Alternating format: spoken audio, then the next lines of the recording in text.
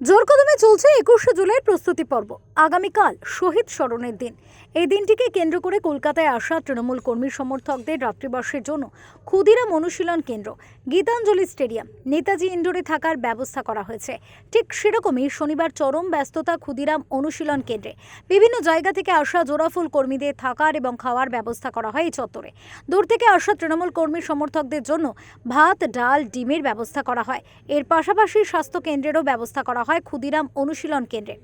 মুর্শিদাবাদ থেকে আসা তৃণমূল কর্মী জানান, মুখ্যমন্ত্রী এবং অভিষেক বন্দ্যোপাধ্যায় কি ঘোষণা দেয় কালকের মঞ্চ থেকে তা জানতে এসেছেন তারা।